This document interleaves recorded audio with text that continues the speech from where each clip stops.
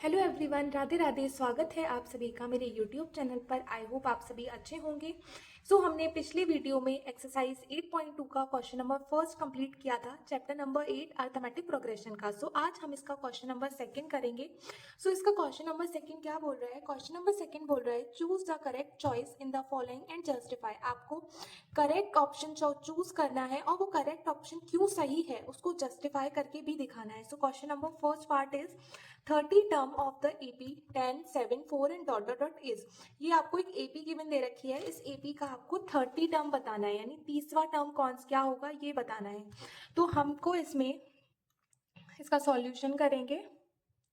हमें इसमें number of terms दे रखे हैं 30, यानी 30 टर्म है हमारे पास जिसको हम एन से डिनोट करते हैं। ओके गाइस, हम इस एपी का आप सबसे पहले फर्स्ट टर्म निकालेंगे। इसका फर्स्ट टर्म क्या हो जाएगा? इसका फर्स्ट टर्म हो जाएगा हमारे पास, जिसको हम ए से डिनोट करते हैं। इसका फर्स्ट टर्म हो जाएगा 10, यानी सबसे पहला वाला टर्म ही फर्स्ट टर्म होता है। अब इसके बाद हम क्या निकालेंगे? इसके बाद हम निकालेंगे इसका कॉमन डिफरेंस, यानी डी निकालेंगे। कॉमन डिफरेंस को किससे डिनोट करते हैं? डी से।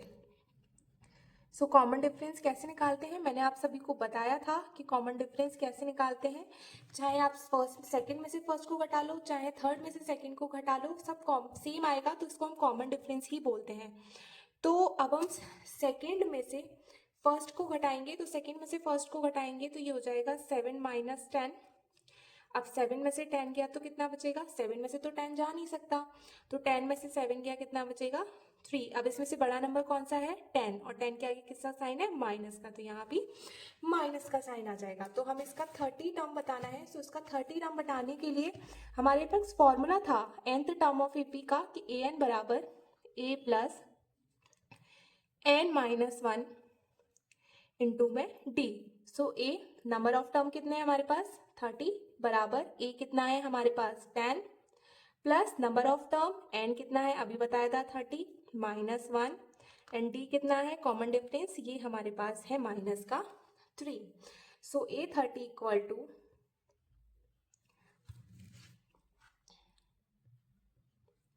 10 प्लस 30 में से 1 गया 29 इंटू माइनस का 3।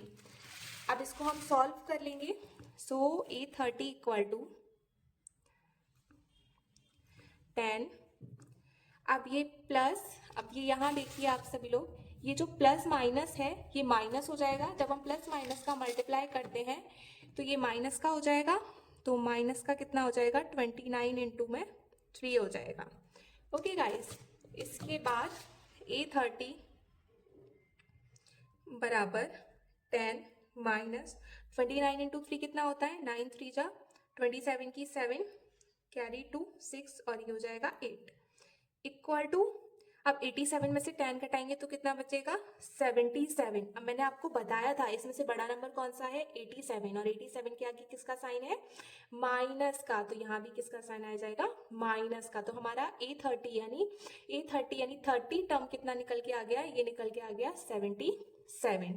ये था हमारा इस पार्ट का आंसर। इसका एक पार्ट और है, वो और सॉल्व कर लेते हैं। इसका एक पार्ट है, इसका ये सेकंड पार्ट है। सेकंड पार्ट क्या कह रहा है? 11th term of the AP. उसमें आपको 30 टर्म बताना था, इसमें आपको 11th टर्म बताना है एपी का। ओके गाइस, 11th टर्म कैसे निकालेंगे हम? उसी की तरह निकालेंगे जैसे हमने फर्स्ट पार्ट किया था। तो सबसे पहले हमें एपी दे रखी है, यानी हमें नंबर ऑफ टर्म कितने दे रखे हैं? हमें नंबर ऑफ टर्म, यानी जिसको हम एन से डिनोट करते हैं, वो हमें गिवन दे रखा है इसमें 11, यानी हमारे पास 11 नंबर ऑफ टर्म्स हैं। तो इसका हम सबसे पहले एपी का फर्स्ट टर्म निकालेंगे। तो इसका फर्स्ट टर्म हो जाएगा हमारे पास, जिसको हम किससे डिनोट करते हैं? ए से डिनोट करते हैं, ये हो जाएगा हमारे पास माइनस का 3। अब नेक्स्ट इसका कॉमन डिफरेंस निकालेंगे। तो इसका कॉमन डिफरेंस कितना हो जाएगा? इसका कॉमन डिफरेंस हो जाएगा, जिसको हम डी से डिनोट करते हैं, सॉरी, बराबर हो जाएगा, सेकंड में से फर्स्ट को घटाएंगे -1/2 एंड -3। ओके गाइस, सो बराबर -1/2, ये माइनस माइनस +3 हो जाएगा, बराबर। अब किसको सॉल्व कैसे करते हैं, पहले 2 का मल्टीप्लाई 3 से करेंगे, 3 2 जा 6। अब देखो ये 6 प्लस का है और 1 माइनस का है तो सब्ट्रैक्ट हो जाएगा, 5/2 हो जाएगा। ओके, सो अब हम इसके आगे करते हैं। अब हमें क्या निकालना है, 11th टर्म निकालना है एपी का। तो इसके लिए हमारे पास nth टर्म ऑफ एपी का क्या फॉर्मूला था, an बराबर a प्लस n-1 इंटू में d। ओके गाइस, सो ए nth टर्म कितना था, क्या कितना निकालना है हम था 11, a11 बराबर ये कितना था हमारे पास -3 प्लस n कितना है हमारे पास 11-1 एंड डी कितना निकाला अभी हमने, ये निकाला हमने 5/2।